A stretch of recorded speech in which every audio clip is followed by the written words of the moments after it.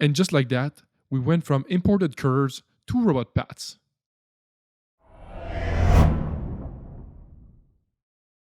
Hey, what's up guys? Jeremy here. So now that we have our paths imported from Fusion, it's time to create the curve follow project that will kind of bring all of that together and create a real robot program. So first of all, you can create a curve follow project using the here utilities and curve follow project just like that. So it will open up this window here. We have tutorials better defining how all of this thing works. So I will kind of go over it quickly, but I won't go into the, let's say, major details.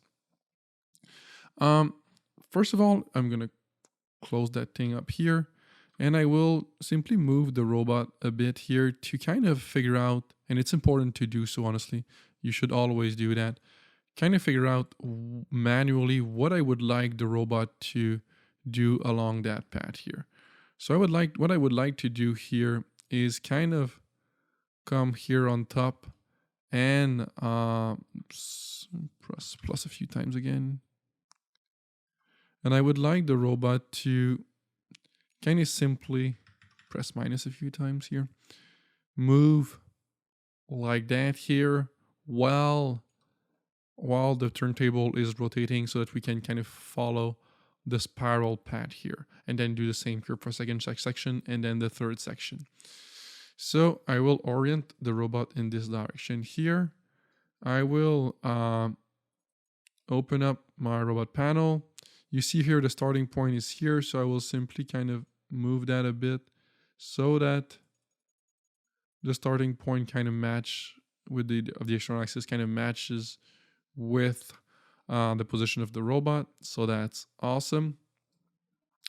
Okay, so next thing you want to do here is with the curve follower project you created, you want to rename it. So I pressed F2, or you can double click on it, or blah blah blah, and I will call it top curve with an underscore. Always rename your stuff within RoboDK so that you have you are organized, if I can say. Organization is very important in robotics. Otherwise, you will get lost and it won't make sense anymore. Control S now, real quick. So first thing I need to do is select the curve. So if I select the curve, I can come here. You see here we have number 2 and then number 1. If you right click, you can then reverse direction number 1 and number 2. I think that in the last version, I'm not up to date. I need to update that. Might be a week or two late. With the latest version, I asked our main developer, Albert, which does an amazing job, by the way. I asked him to make it that if you bring your mouse here and select here, number 1 should be the closest point to your mouse here. So that's the first thing here. Cool. Now we'll go from this point to that point. By default, you have an approach of 100 millimeter and a retract of 100 millimeter. We'll leave that as is. Then with the external axis, we have a new, 2 new boxes here that we can use to optimize the external axis. For this example, we won't use the axis optimization. This one is way more advanced. We'll try to stick to turntable optimization, which we'll be able to do. And again, I won't explain you everything in this one here. That would be a bit too complicated. So the first thing you need to play with is the shift turntable. Shift turn, in fact, not shift turntable, shift turn. If you were to see your robot from the top like that, I'm going to bring the... If you were to see the robot from the top here, you need to imagine a plane that would go here, y and along the y and x. In fact, the y and x plane, not along. You imagine the y and x plane, and figure out how much of a rotation you would like to work. So if you go for 0, it will try to have the tool always like along that plane here. If you were to kind of move a plane parallel to that plane here and bring it to the center of the turntable, it would like to have that plane here always flat.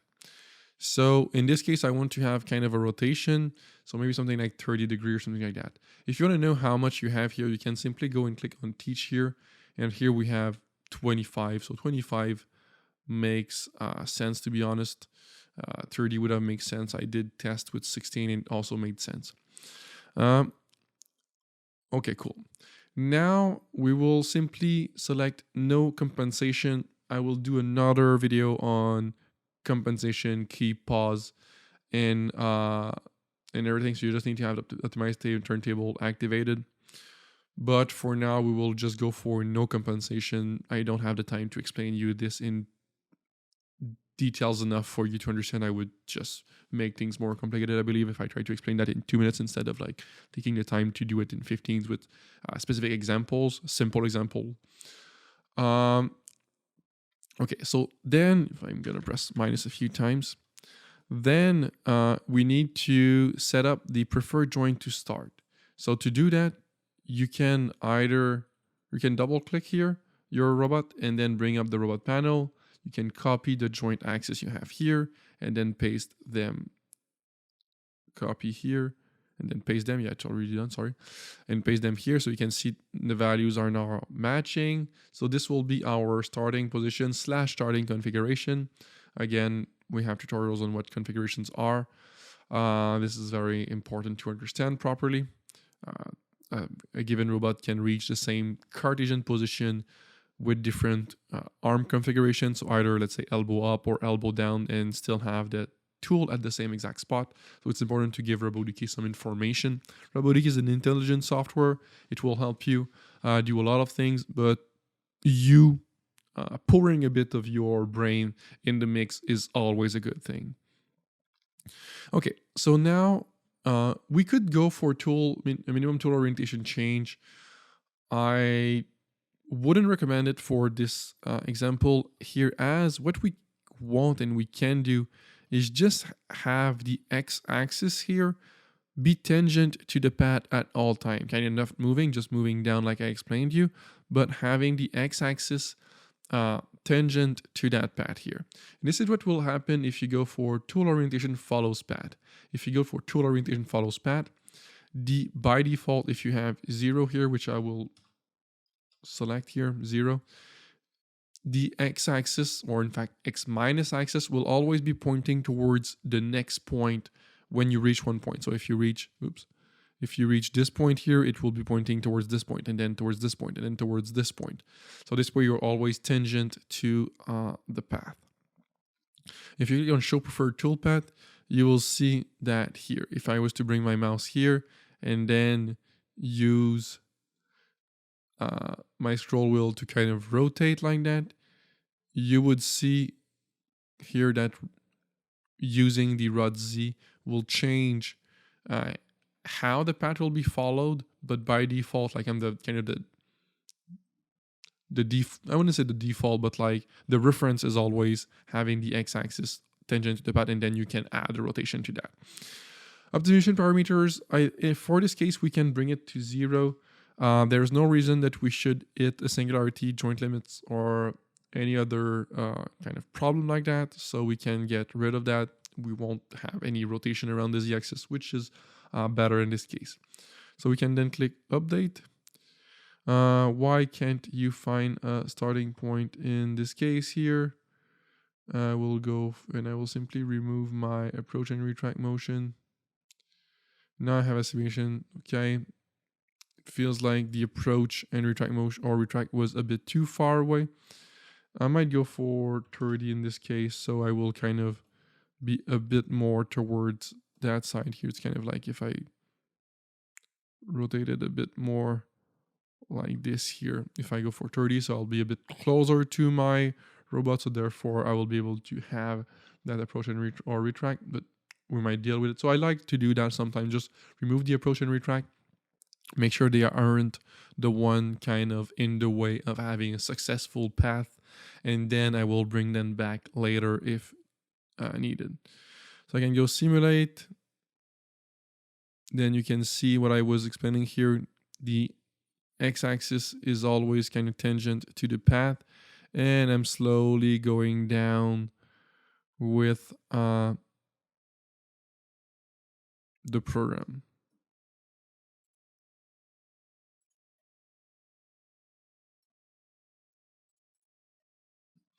Okay, so that's great. So now we have our first curve follow project.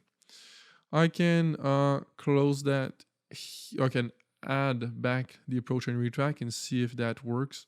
Yeah, so it was just a bit too much kind of towards the left here. So we were maybe out of reach for the first point. Now by using 30 shift turn, 30 degrees in terms of shift turn instead of 0, we bring things back a bit more towards the robot, and it just works better. Okay, press escape to stop that. You always have the slider here if you want to kind of scrub through your program. Always cool. Kind of close this here. I'll go utilities, curve follow project. I will create 2 curve follow project already here. Curve follow project. I will rename those here. So this one will be mid curve,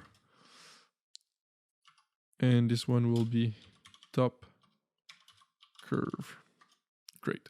So I don't want to have to redo the whole settings every single time. I want to use pretty much the same setting every single time. So what I can do is right click here, more option, and copy settings.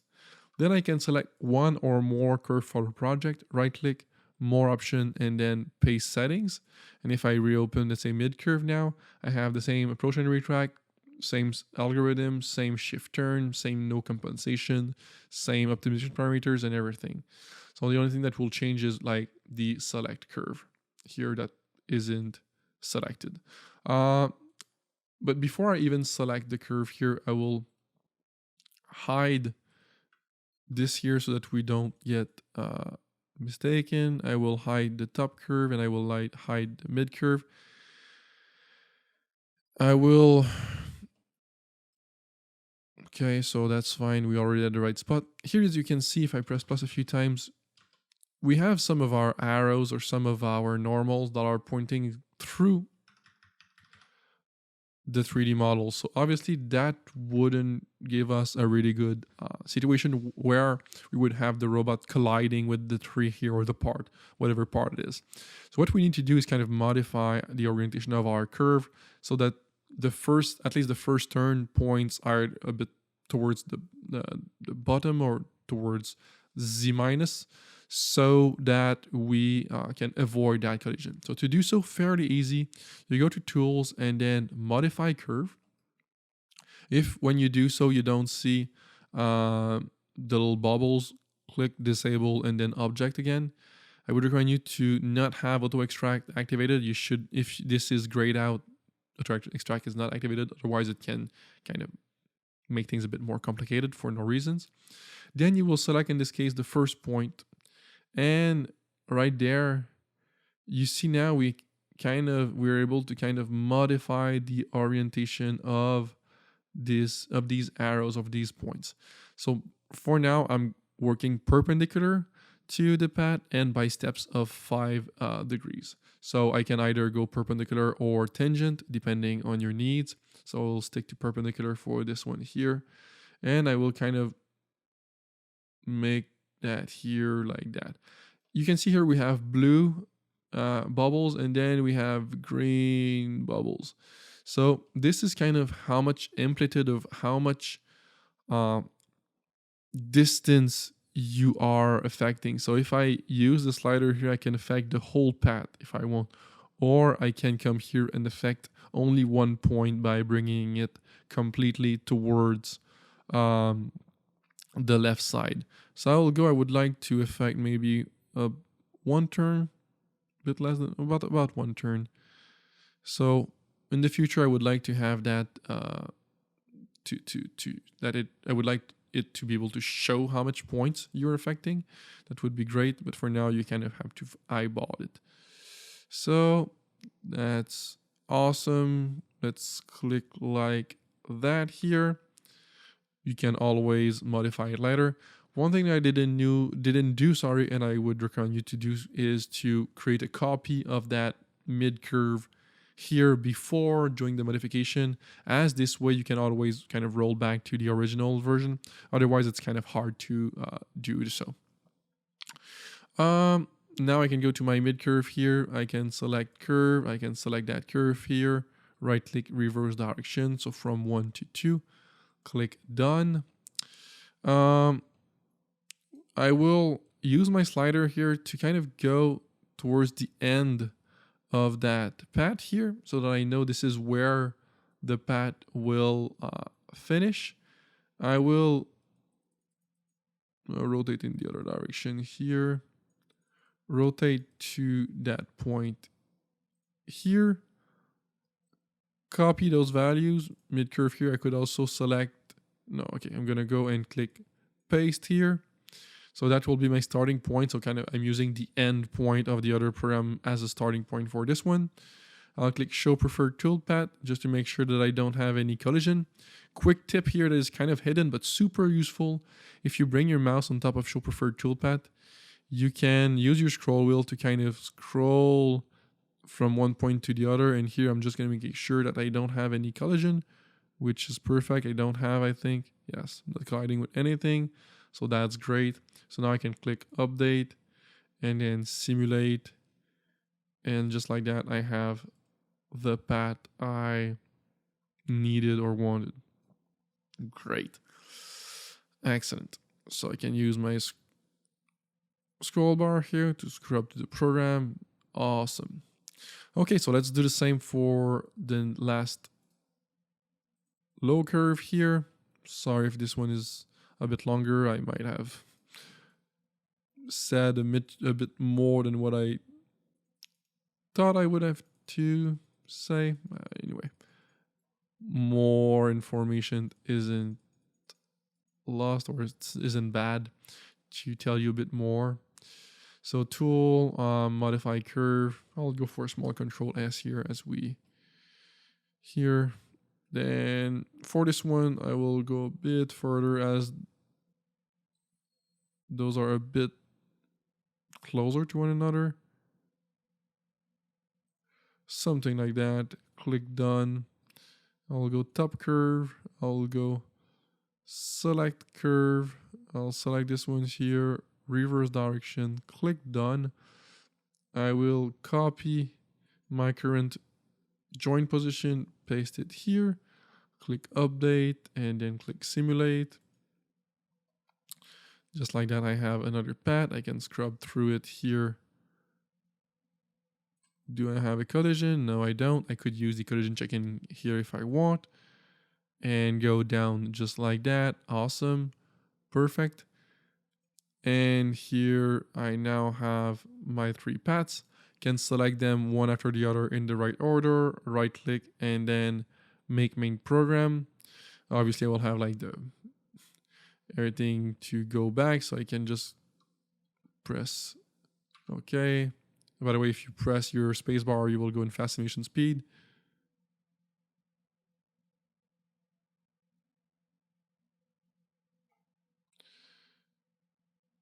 Don't know why I have this section here. Wait a second. I would like to have it. Okay, if I go and I display path here. If I display path here, this one is fine. Anyway, I could just remove the display path here and that would be fine. Okay. Yeah, I'm in fast simulation speed right now, so I'm going quite fast. I will just go in slower simulation speed here when it comes to the transition, because this is what I'm interested in, making sure that the transition are done properly. So yeah, that's fine. Fast simulation speed again.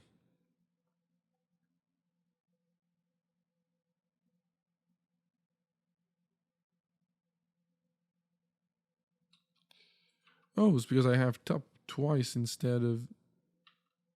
Why did I call this one top? You guys, I'm pretty sure, spotted this one earlier, but I did not. Right click move before, and I would add instruction, program call, And I can go here, low curve, click OK. And now if I start from here and I make display path here, that makes a lot more sense. And here I can see that this one here goes through, so I will have to extend the out of this one here. So maybe use 300 or 200 maybe, and then update, and then extend the input of this one to maybe the approach. In fact, I said input, but I meant approach and retract, obviously. And now I'm out of the danger zone. That's cool. So this is why having your path displayed is sometimes annoying, sometimes very, very important. Okay, so this one is already way longer than I expected. I'm sorry for that, guys. Thanks for those who followed throughout the video. So in the next one, we will add the little colors onto the path, so to kind of simulate some weld settings. And then we will also add the little star at the top of the tree. So you'll see this one is just funny, but always cool to have. Okay, so in any case, I hope to see you there and have a great day, guys.